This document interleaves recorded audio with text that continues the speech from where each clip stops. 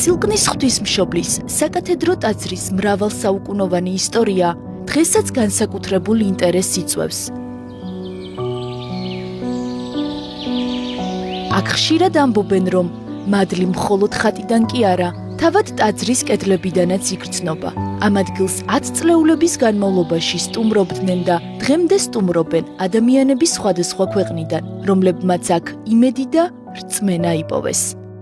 რაც მე ამ ტაძარში მოღვაწეობდა, მე უცხოელებისგან გამიგია ის ფარველობა, ის სიძლიერე, ნამდვილად საქართველოში შეიძლება ეს არც იყო ცნობილი. მე აქ მინახავს აფრიკელი კაცი, რომელიც ისეთი მადლით აღივსო, რომ ცრემლიანი თვალებით გავიდა და თქვა, მე აუცილებლად დავბრუნდები და მოვინათლებიო.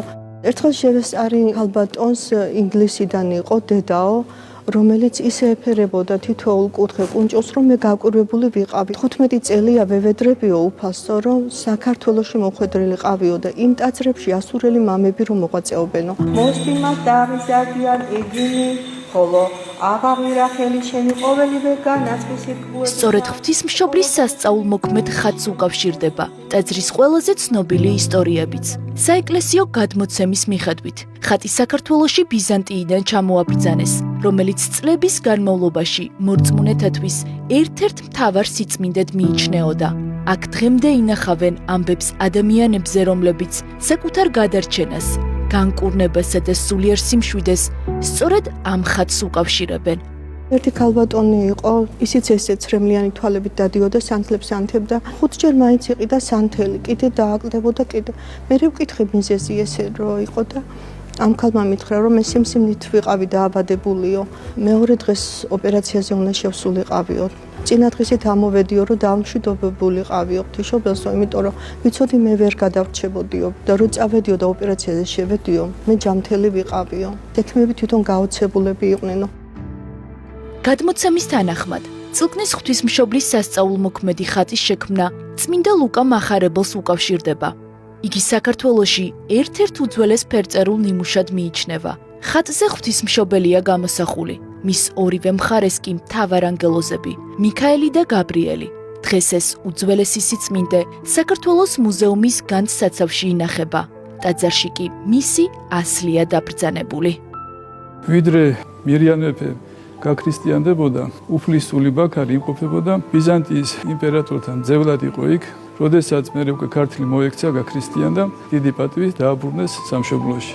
როგორც ვარაუდობენ, ბაქარმა ბიზანტიიდან ჩამოაბრძანა ღვთისმშობლის უძველესი ხატი, სასწაულმოქმედი ხატი, რომელიც შემდეგ უკვე თავისივე აგებულ ტაძარში, ამ ტაძარში დააბრძანა და რომელსაც შემდგომ უკვე ეწოდა წილკნის ღვთისმშობლის ხატი.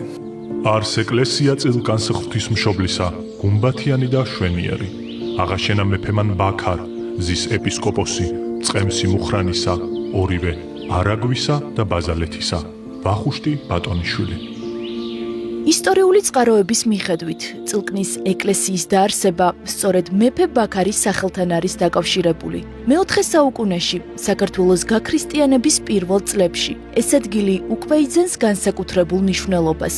წილკანი მალევე იქცა ერთ-ერთ მნიშვნელოვან სულიერ კერად, რომელიც საუკუნეების განმავლობაში არა მხოლოდ სალოცავ ადგილად, არამედ საეპისკოპოსო ცენტრადაც ყალიბდება.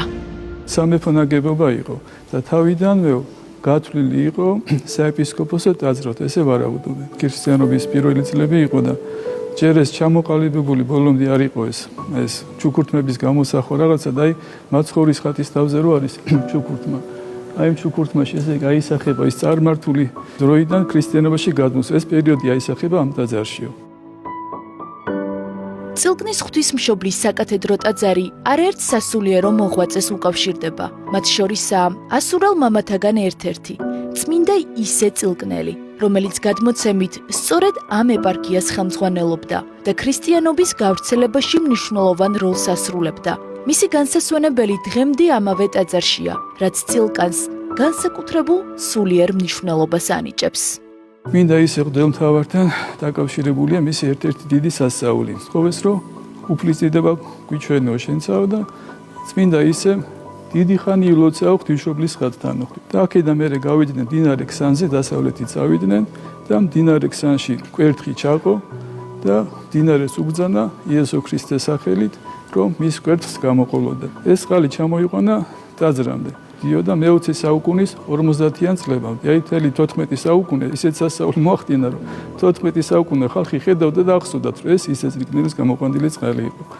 და უფალსად იდებდნენ, რა თქმა უნდა. საბჭოთა პერიოდში, როგორც საქართველოს მრავალი ეკლესია, წილკნის ტაძარიც მძიმე წლების მოწმე გახდა. დაცარიელებული კედლები, დაზიანებული ინტერიერი და თითქმის განადგურებული სიწმინდეები. ასე შეხვდა ტაძარი მე-20 საუკუნის ბოლოს, თუმცა ადგილობრივების, სასულიერო პირებისა და მეუფე ზოსიმეს ძალისხმევით, წილკანში სულიერი ცხოვრება თავიდან აღდგა.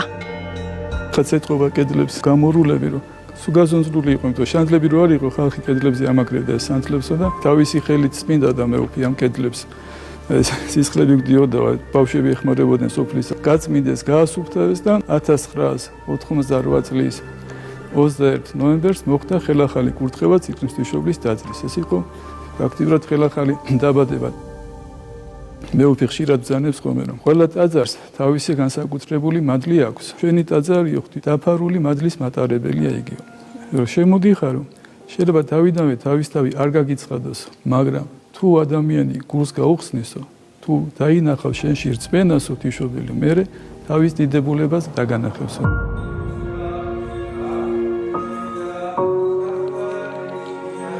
იმ დროიდან დღემდე ტაძარი კვლავ მოქმედია და ყოველდღიურად უამრავ მომლოცველს მასპინძლობს.